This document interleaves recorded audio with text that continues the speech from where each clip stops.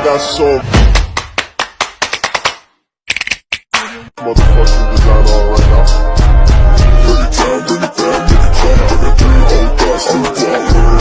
Ito, nandito po tayo ngayon sa Villa de Calamba ng Barangay Halang, Real, La Mesa.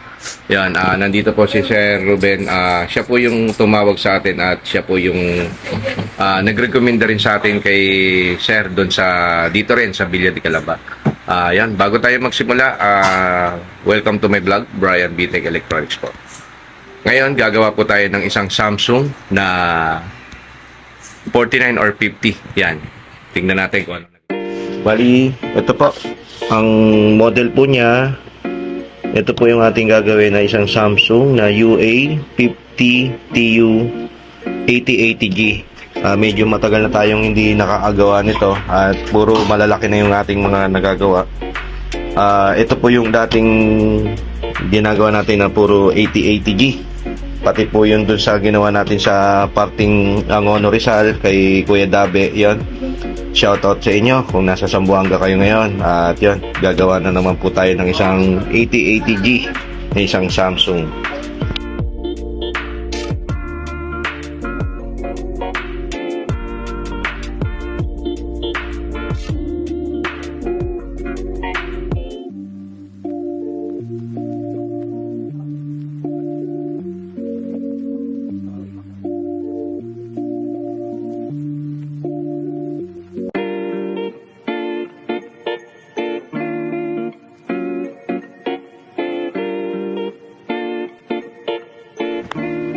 Okay, bali ito, dati po pala ito is nabuksan na at under warranty pa.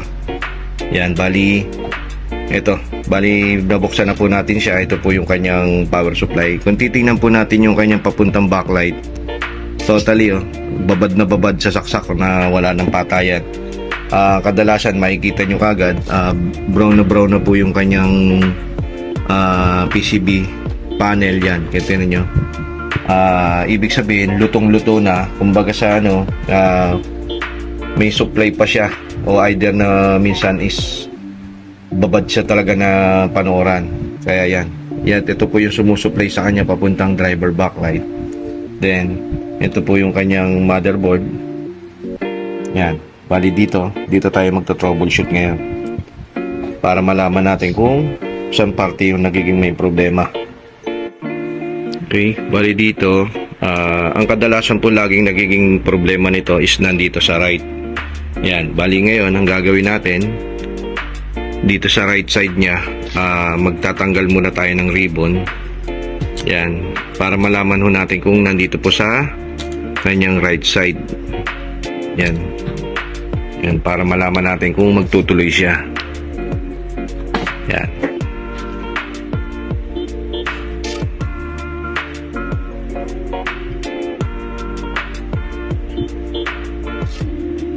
Kung titingnan natin yung kanyang ilaw, backlight is nagano na siya, gumana na siya. Ngayon titingnan natin kung mamamatay siya ng ilang segundo.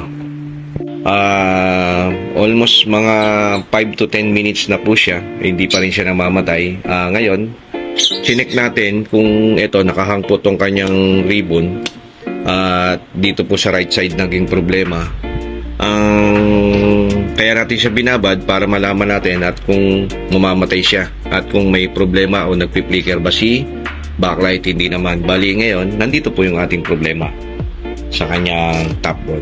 Ngayon magto-troubleshoot tayo rito. Siyempre, unang-una, mahirap naman mag-cutting.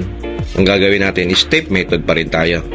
Yun yung pamamaraan na the best na para madali natin ma-detect kung saan po yung kanyang gate signal o clock signal na nagkakaproblema o sa leak niya o dito ba sa flakes. Ngayon malalaan natin kung dadami ba yung guhit niya o titigil ba siya o totally mag-steady na yung kanyang picture na hindi na siya mamamatay.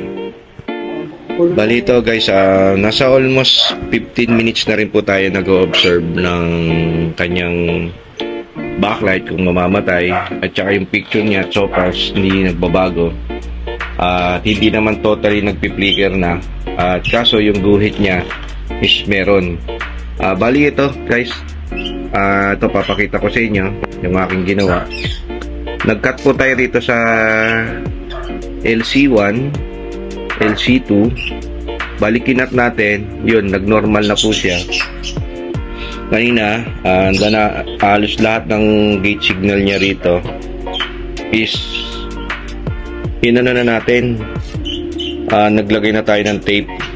Kaso ito dito siya tumino sa ganyan. Ibig sabihin, ito, mamaya titingnan natin, papakita ko sa inyo kung ilan po yung aking nilagyan ng tape simula po rito sa kanyang dito sa left ng ribbon papunta ron.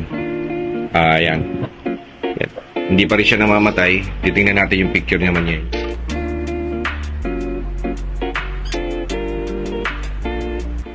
Yan.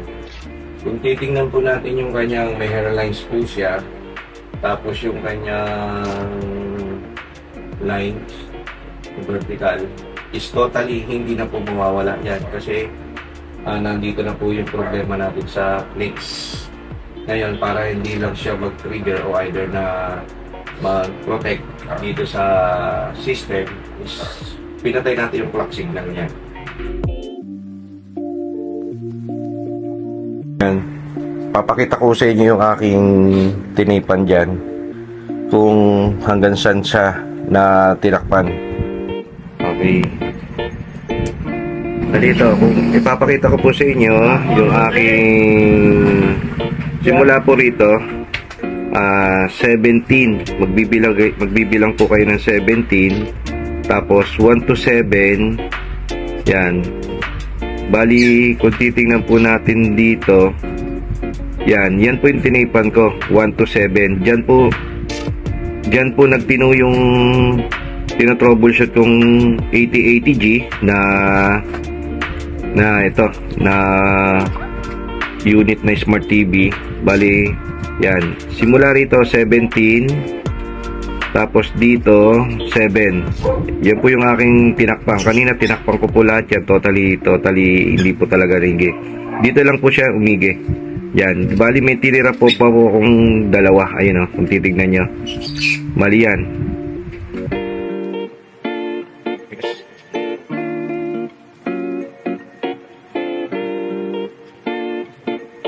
Okay, bali ito guys, kung titingnan nyo po yung kanyang screen is merong talagang guwit-guwit.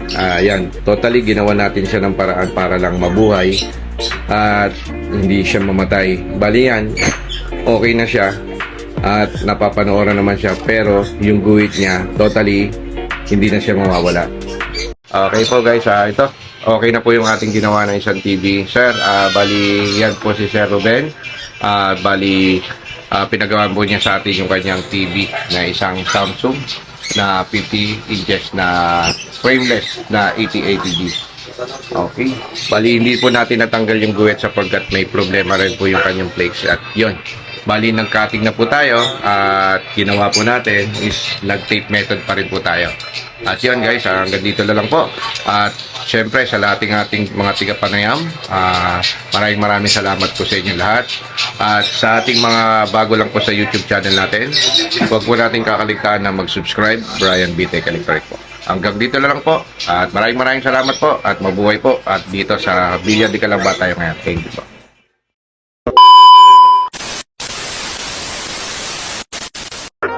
I got so motherfucking design all right now.